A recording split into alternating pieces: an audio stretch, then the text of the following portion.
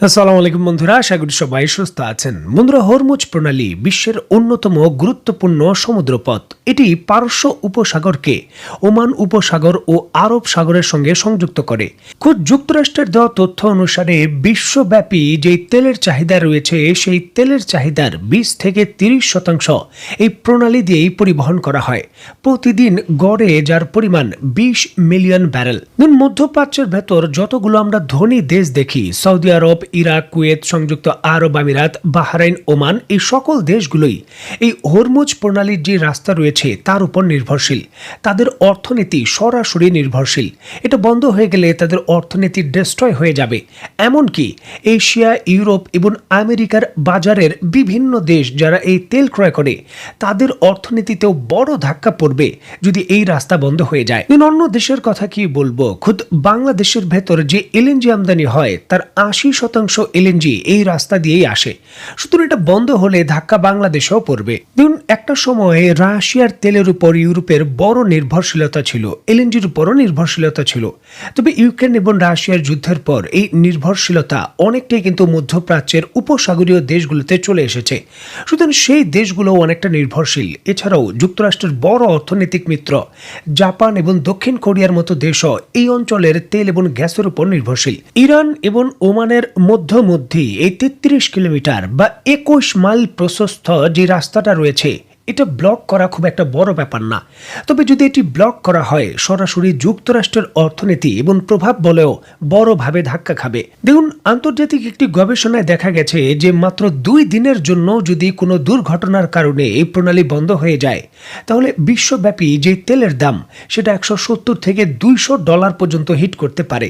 আর সেটা যদি 15 দিন বা 20 দিন হয়, তার পরিমাণ আরও বাড়তে পারে। আর এর জন্য বিশ্বব্যাপী যে মূল্যস্ফীতি রয়েছে সেটা কমপক্ষে 2% প্রবৃদ্ধি সাথে সাথে হিট হবে। সুইজারল্যান্ডের একটি গবেষণাপত্র নিশ্চিত করছে যে যুক্তরাষ্ট্র শুধুমাত্র এই প্রণালীর নিরাপত্তা নিশ্চিত করবে এই গ্যারান্টি দিয়ে উপসাগরীয় দেশের কাছ থেকে প্রতি বছর অন্ততপক্ষে $50 বিলিয়ন বিভিন্ন সুবিধা নিয়ে থাকে।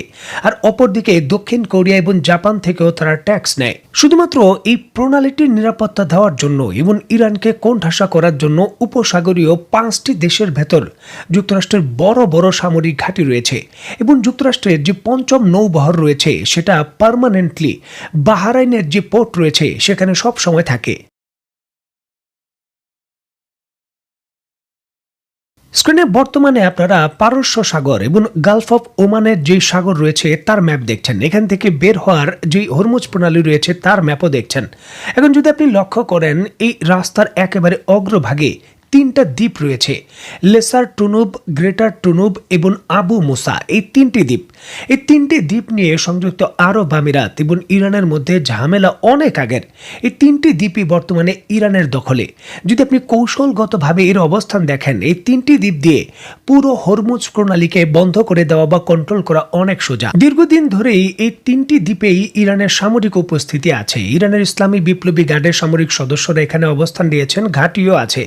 তবে হেভি ইকুইপমেন্ট বলতে যা বোঝায়, বিভিন্ন ধরনের মিসাইল বা সামরিক সক্ষমতার, সেগুলো ইনস্টল করা হয়নি।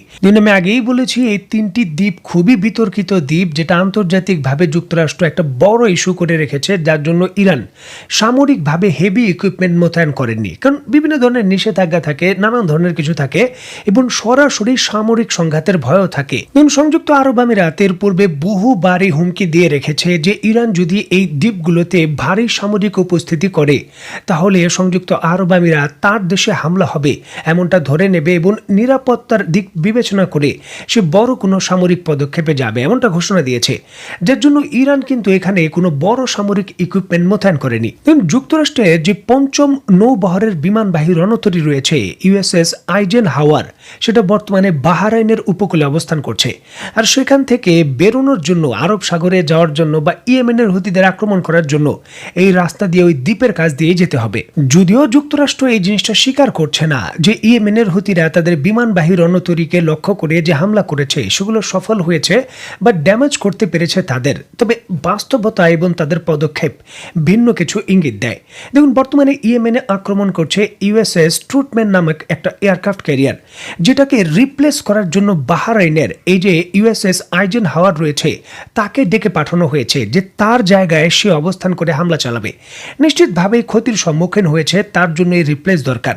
তবে ইরান এটা হতে দেবে না, যার জন্যই কিন্তু যে 3টি দ্বীপ সামরিকভাবে তারা দখল করেছিল সামরিক উপস্থিতির মাধ্যমে, সেখানে শক্তিশালী এন্টিশিপ মিসাইল নতুন করে মোতায়েন করে এই জাহাজগুলোকে ব্লক করে দিয়েছে যে আপনারা এখন হুতিদের আক্রমণ করার জন্য বাহরাইনের উপকূল থেকে আর বেরোতে পারবেন না। যার জন্য নজিরবিহীনভাবে ইরান একেবারে ঘোষণা দিয়ে তাদের শক্তিশালী যে এন্টিশিপ মিসাইল রয়েছে সেটা মোতায়েন করেছে এই 3টি দ্বীপে। অত্যন্ত গুরুত্বপূর্ণ এই বিষয়টিকে কেন্দ্র করে স্ক্রিনে আপনারা দেখতে পাচ্ছেন রাশিয়ান সংবাদ মাধ্যমে স্পুটনিক একটি জরুরি সংবাদ প্রকাশ করেছে। নিশ্চয়ই দেখতে পাচ্ছেন, মাত্র কিছুক্ষণ আগের রিপোর্ট এটি, যে জায়গায় তারা নিশ্চিত করছে যে ইরান এই পার্সিয়ান সাগরের ভেতর যুক্তরাষ্ট্রের ঘাঁটিগুলোকে কাউন্টার করার জন্য, এছাড়াও যুক্তরাষ্ট্রের যে পুরো লজিস্টিক সাপ্লাইয়ের ব্যবস্থা রয়েছে সেটাকে সম্পূর্ণভাবে কাট আউট করার জন্য এবং কাউন্টার করার জন্য 600 কিলোমিটার রেঞ্জের যে নতুন গাদার মিসাইল রয়েছে সেটা মোতায়েন করেছে। আর এটা একটা নজিরবিহীন সিদ্ধান্ত, কারণ এটা সামরিক সংঘাতের সরাসরি যে বিষয়টা সেটাকে উপেক্ষা করে ইরানের বড় পদক্ষেপ। বিষয়টিকে কেন্দ্র করে রাশিয়ান সংবাদ মাধ্যম স্পুটনিক ইরানের সহায়তায় প্রকাশিত 2 মিনিট 40 সেকেন্ডের একটা ভিডিও ফুটেজও প্রকাশ করেছে।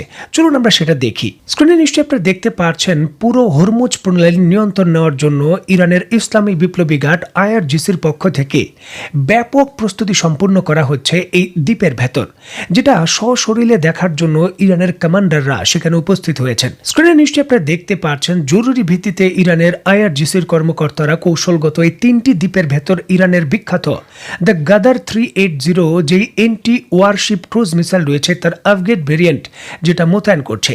এগুলোর রেঞ্জ 600 মাইল বা 1000 কিলোমিটারের বেশি।